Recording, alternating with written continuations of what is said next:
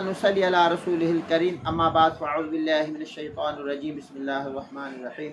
वाजिबुल कद्र मेरे मोहतरम भाइयों दोस्तों, उम्मत मुसलमान के गयूर भाइयों, कुरान मुक़द्दस का हम अगर मुतालिया करें तो कुरान मुक़द्दस हमें फरमाता है लतजिदन्ना अशद्दन्नासि अदावतन लिल्लज़ीना आमनुल यहूद, कि तुम्हारे सबसे ज़्यादा मुसलमानों जो दुश्मन हैं वो हैं यहूद।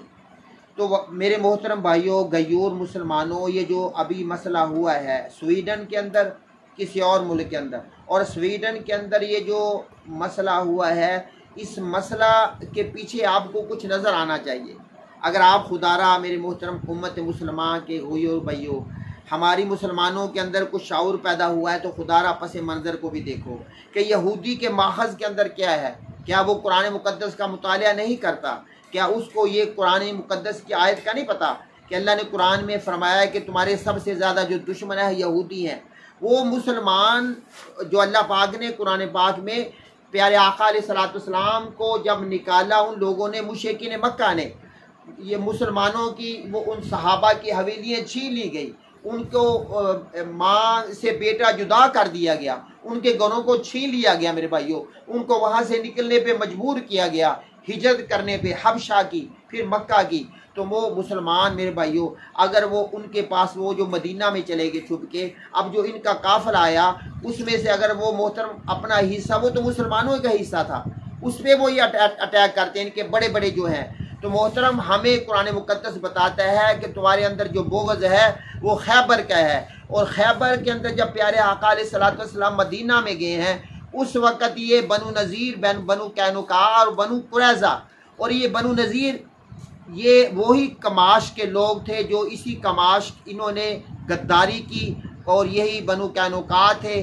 जो जिनकी वजह से प्यारे आका उस औरत को यानी कत्ल किया गया, शहीद किया गया, उसके बदले में उस बंदे को कत्ल किया गया। ये बनु कैनुका का मसला था।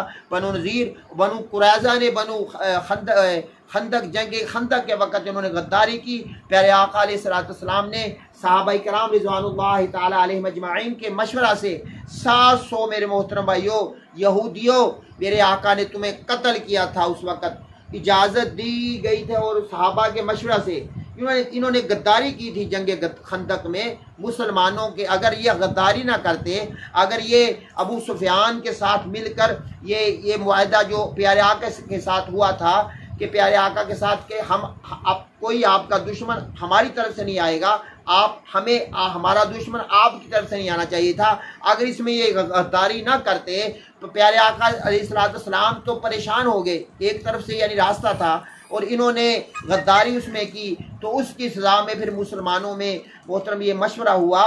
तो उसमें सहाबी रसूल ने मशवरा दिया, या रसूल अल्लाह, अगर मैं फिर ये मशवरा देता हूँ कि इनके 700 आदमियों को कत्ल किया जाए, तो प्यारे आका ने फरमाया सदाका, यानी तूने सही वही फैसला किया जो अल्लाह ने फैसला किया था, इनको माफ़ी नहीं है। और ये खबीसात खैबर निकले, खैबर में जब खैबर फतह हुआ, कुछ इनके वहाँ पे हमारे वो मोहतरम ज़मीन के वो बंजर बन के हमारी ज़मीनों को पानी लगाने वाले, ज़मीनों को उगाने वाले जो होते हैं बंजर ज़मीनों में, वो बन गए, और कुछ मोहतरम वहाँ से भाग गए। और इनका जो सरदार था वो सोना छुपाने की वजह से उसको कत्ल किया गया।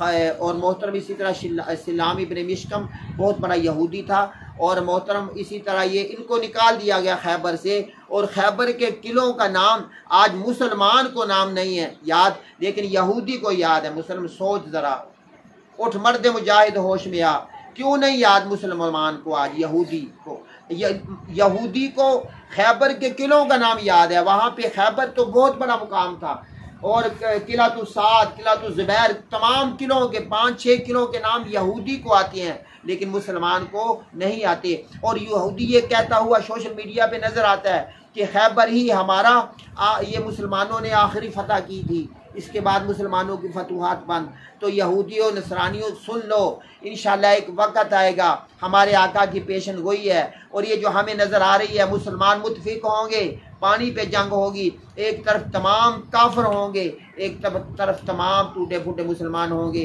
लेकिन मेरे आका की पेशन वही है कि मेरी उम्मत के मुसलमान परेशान नहीं होना, फतह तुम्हारी ही होगी। और मेरी उम्मत के लोग मोहतरम फतह करते करते करते बैतुल अबियस तेरे वाइट हाउस को हम फतह करेंगे। बचा ले, बचा सकता है।